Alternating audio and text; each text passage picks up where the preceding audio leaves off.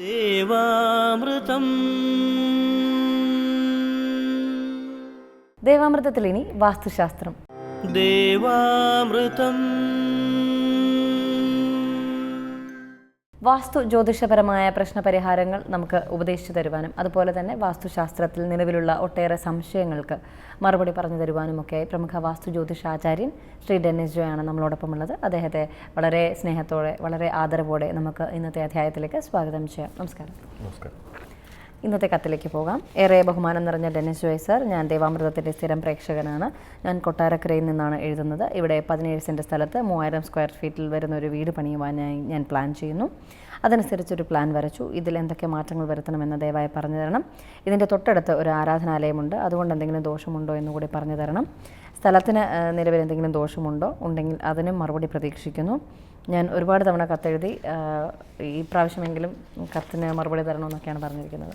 ഇവരുടെ വീടിൻ്റെ പ്ലാൻ എടുക്കുന്ന സമയത്ത് ഇതിൻ്റെ ഗേറ്റ് നോർത്ത് വെസ്റ്റിൽ നിന്ന് സൗത്ത് വെസ്റ്റ് വരെയുള്ള നീളം എടുത്ത ശേഷം അതിൻ്റെ പകുതിക്ക് നോർത്ത് വെസ്റ്റിലാക്കുകയാണെന്നുണ്ടെങ്കിൽ വഴിയുമായിട്ട് ബന്ധപ്പെട്ടുള്ള ദോഷങ്ങൾക്ക് ഒരു പരിഹാരമാകും. അതുപോലെ ഇവരൊരു ആരാധനാലയത്തിൻ്റെ വിഷയമാണ് പറഞ്ഞിരിക്കുന്നത്. കാരണം ഇതിനെ നമ്മൾ പ്രശ്നം നോക്കുന്ന സമയത്തൊന്നും ആരാധനാലയമായിട്ട് ബന്ധപ്പെട്ടുള്ള ദോഷങ്ങളൊന്നും ഞാൻ ഇവർക്ക് കാണുന്നില്ല. അതുപോലെ ചുറ്റളവ് ഒരു 130 സെൻറ്റിമീറ്റർ കൂടി കൂട്ടിയെടുക്കുകയാണെന്നുണ്ടെങ്കിൽ കൃത്യമായിട്ടുള്ള ചുറ്റളവിലേക്ക് വരും. അത് 77 കോലാണ്. അതുപോലെ അശ്വതി നക്ഷത്രമാണ്, കൗമാരം ആണ്, ഉത്തമമായിട്ടുള്ള കണക്കിലേക്ക് അത് മാറും. അതുപോലെ മെയിൻ ഡോറും മദ്യം വിട്ട് നോർത്ത് വെസ്റ്റിലാക്കുക. അതുപോലെ പടിഞ്ഞാറ് ഭാഗത്ത് കിഴക്ക് ഭാഗത്തേക്കാൾ കൂടുതൽ സ്ഥലം വിടാൻ പാടില്ല. കാരണം വെച്ചാൽ ഇത് പടിഞ്ഞാറോട്ട് ദർശനമുള്ള വീടായതുകൊണ്ട് തീർച്ചയായും ഇവർക്ക് കിഴക്കിനേക്കാൾ കൂടുതൽ സ്പേസ് പടിഞ്ഞാറ് വിട്ടേ പറ്റുകയുള്ളൂ. അപ്പം ഒരു വാസ്തു ചെയ്യുന്ന ആരെങ്കിലും വിളിച്ച് കാണിച്ച ശേഷം കിഴക്കിന് അനുവാദമായിട്ട് പടിഞ്ഞാറ് ഭാഗത്ത് കണക്ക് കൃത്യമാക്കി എടുക്കുക വസ്തുവിൻ്റെ. അതുപോലെ സെപ്റ്റി ടാങ്ക്, അതുപോലെ വാട്ടർ ടാങ്ക്, ഇവയെല്ലാം കോമ്പൗണ്ട് തിരിച്ചിട്ട് ഇതിനെ പുറത്താക്കുന്നതാണ് കുറച്ചുകൂടി ബെറ്ററായിട്ട് കാണുന്നത്. അതുപോലെ ഇതിൻ്റെ തെക്ക് പടിഞ്ഞാറ് ഭാഗത്ത് വീടിനകത്തായിട്ടൊരു കാർ പോർച്ച് കാണുന്നുണ്ട്. കാരണം തെക്ക് പടിഞ്ഞാറ് ഭാഗത്ത് നമ്മൾ സാധാരണ കാർ പോർച്ച് കൊടുക്കാറില്ല. കാരണം തെക്ക് പടിഞ്ഞാറ് ഭാഗത്ത് കാർ പോർച്ച് വന്നാൽ ഒന്നീ കാറ് വാഴാതെ വരാം, അല്ലെങ്കിൽ കാറിന് ചില എന്നും കംപ്ലൈൻറ്റുകളായിരിക്കാം. ചിലപ്പോൾ നമുക്കൊരു വാഹനം വാങ്ങിച്ചാൽ പലപ്പോഴും നമുക്കത് പൊളിക്കാറില്ല. കാരണം ചില ഒരു വാഹനം വാങ്ങിച്ച് ചിലപ്പോൾ ഒരു വർഷം കഴിയുമ്പോൾ നമുക്കത് കൊടുത്ത് മാറേണ്ടി വരും. ചിലപ്പോൾ പൈസയുടെ ബുദ്ധിമുട്ടായിരിക്കാം, അല്ലെങ്കിൽ ഏതെങ്കിലും ആക്സിഡൻറ്റ് വന്ന് പോകാം. അപ്പോൾ ഇങ്ങനെയൊക്കെയുള്ള വിഷയങ്ങൾ വരുമ്പം ഇവർ ഈ കാർ ഇടുന്ന കാർ പോർച്ചിൻ്റെ സ്ഥാനം ഒന്ന് ചെക്ക് ചെയ്യുക, അളവൊന്ന് ചെക്ക് ചെയ്യുക. കാരണം വെച്ചാൽ കാർ പോർച്ചിൻ്റെ സ്ഥാനം കറക്റ്റ് അല്ലെന്നുണ്ടെങ്കിൽ അത് ദോഷമാണ്. അപ്പം കന്നിമൂലയിൽ പ്രത്യേകിച്ച് കാർ പോർച്ച് വരാൻ പാടില്ല. അപ്പോൾ ഇവർ വടക്ക് പടിഞ്ഞാറ് ഭാഗത്തോ അല്ലെങ്കിൽ പടിഞ്ഞാറ് ഭാഗത്തോ കാർ പോർച്ചിനകത്ത് പ്ലാൻ ചെയ്യുക.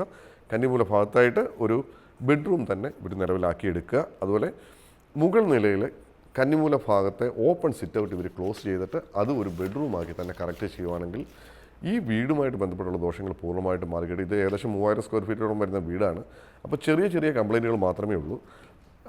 ഈ ഒരു കാര്യങ്ങൾ ഇവർ കറക്റ്റ് ചെയ്യുമ്പം ഈ വീടുമായിട്ട് ബന്ധപ്പെട്ടുള്ള ദോഷങ്ങൾ പൂർണ്ണമായിട്ട് മാറിക്കിട്ടും. ഇപ്പോൾ ഡോറിനൊക്കെ എന്തെങ്കിലും വെട്ടൊക്കെ വീണ് പോയാൽ അത് അപ്പോൾ തന്നെ മാറ്റണമെന്ന് പറയാറുണ്ടല്ലോ. അത് ആ ഡോറ് റിപ്പയർ ചെയ്താണെങ്കിൽ ഇപ്പോൾ ഉപയോഗിക്കാൻ പാടില്ല, അല്ലെങ്കിൽ അതിനകത്ത് വേറെ അഡ്ജസ്റ്റ്മെൻറ്റ്സ് ഒന്നും പാടില്ല, അപ്പോൾ തന്നെ അത് മാറ്റണമെന്ന് പറയാറുണ്ടല്ലോ. നമുക്ക് ഐശ്വര്യക്കേടിൻ്റെ പട്ടികയിൽ കുറേ സാധനങ്ങളുണ്ട്. കാരണം വെച്ചാൽ ചില പൊട്ടിയ കണ്ണാടികളുണ്ട്. അതുപോലെ മെയിൻ ഡോറിന് സൗണ്ട് കേൾക്കാൻ പാടില്ല. മെയിൻ ഡോറ് നമ്മുടെ മെയിൻ കട്ടള വരുമ്പോൾ 2 മൂലകം വെച്ച് പണിയാൻ പാടില്ല. ചിലപ്പം ചില മെയിൻ ഡോറുകളൊക്കെ പൊട്ടിക്കീറി കഴിഞ്ഞാൽ അത് ഐശ്വര്യക്കേടാണ്.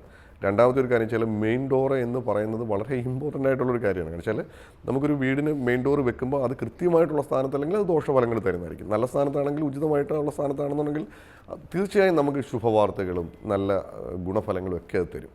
അപ്പം ഇപ്പം ചില വീടുകളൊക്കെ പ്ലാൻ ചെയ്യുന്ന സമയത്ത് മെയിൻ ഡോറിൽ ത്രികോണ ഷേപ്പിലുള്ള എംബ്ലമോ അല്ലെങ്കിൽ റൗണ്ട് ഷേപ്പിലുള്ള എംബ്ലങ്ങളൊക്കെ കൊടുത്തേക്കുന്നത് കണ്ടുവരാറുണ്ട്.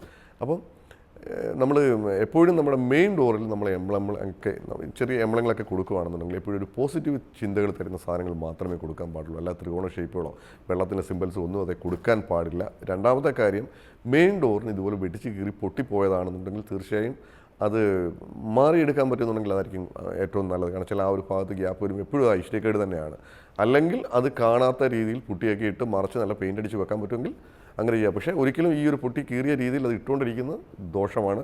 അതുപോലെ മെയിൻ ഡോർ ചെയ്യുമ്പോഴും മെയിൻ ഡോറിൻ്റെ സ്ഥാനം കാണുമ്പോഴും നമ്മൾ വാസ്തുവിൻ്റെ ആ ഒരു ചട്ടക്കൂട്ടിൽ നിന്ന് നമ്മൾ ചെയ്യുവാണെങ്കിൽ കൂടുതൽ ഗുണഫലങ്ങൾ കിട്ടും. കാരണം ചില വീടുകളൊക്കെ നമ്മൾ പോയി നോക്കുന്ന സമയത്ത് പലപ്പോഴും അതിൻ്റെ കണക്കെടുത്ത് നോക്കുന്ന സമയത്ത് അതിൻ്റെ മെയിൻ ഡോറിൻ്റെ സ്ഥാനം പലപ്പോഴും തെറ്റായിട്ടായിരിക്കും കൊടുത്തിരിക്കുന്നത്.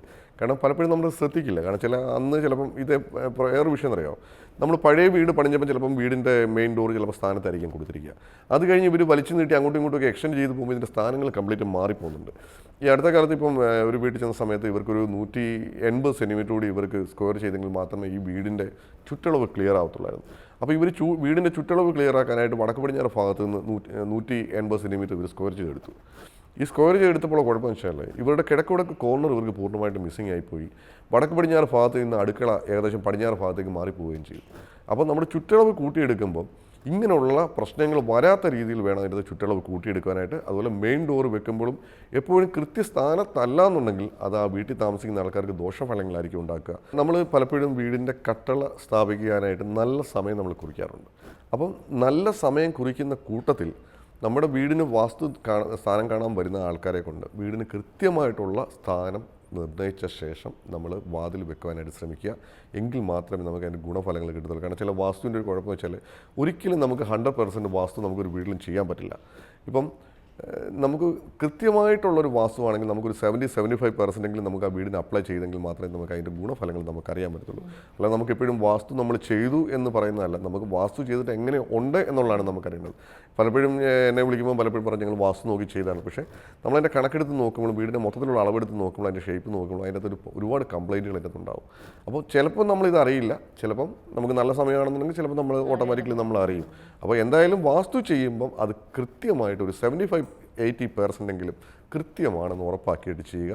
തീർച്ചയായും അതുകൊണ്ട് ഇവർക്ക് ഗുണഫലങ്ങളെ ഉണ്ടാവുകയുള്ളൂ. ഈ വീടിൻ്റെ അകത്ത് ഈ ഒരു കാര്യങ്ങൾ ചെയ്യുമ്പോൾ അതിൻ്റെ അകത്ത് ദോഷങ്ങൾ പൂർണ്ണമായിട്ടും മാറിക്കിട്ടും. വാസ്തുശാസ്ത്രത്തിൻ്റെ ഇന്നത്തെ അധ്യായം ഇവിടെ പൂർണ്ണമാവുകയാണ്. വാസ്തു ജ്യോതിഷപരമായ പ്രശ്നപരിഹാരങ്ങൾക്കും സംശയ ദൂരീകരണത്തിനും ശ്രീ ഡെന്നിസ് ജോയിൽ നിന്ന് മറുപടി ആഗ്രഹിക്കുന്നവർ താഴെ കാണുന്ന നമ്പറിൽ അദ്ദേഹത്തെ സമീപിക്കുക. പ്രശ്നപരിഹാരങ്ങളും സംശയ ദൂരീകരണവും ഉറപ്പിക്കുക. അതുപോലെ നിങ്ങളുടെ വാസ്തു ജ്യോതിഷപരമായ പ്രശ്നപരിഹാരങ്ങൾക്ക് ഞങ്ങൾക്കും എഴുതുക. എഴുതിയറിയിക്കേണ്ട വിലാസം: producer Devamritham, Kaumudi TV, Kaumudi buildings, Pettah, Thiruvananthapuram. ദേവാമൃതത്തിൻ്റെ മനോഹരമായ ഇന്നത്തെ അധ്യായം ഇവിടെ പൂർണ്ണമാവുകയാണ്. മറ്റൊരു പുതുമ നിറഞ്ഞ അധ്യായവുമായി വീണ്ടും കണ്ടുമുട്ടാമെന്ന ശുഭപ്രതീക്ഷയോടെ വിടവാങ്ങുന്നു. നന്ദി, നമസ്കാരം.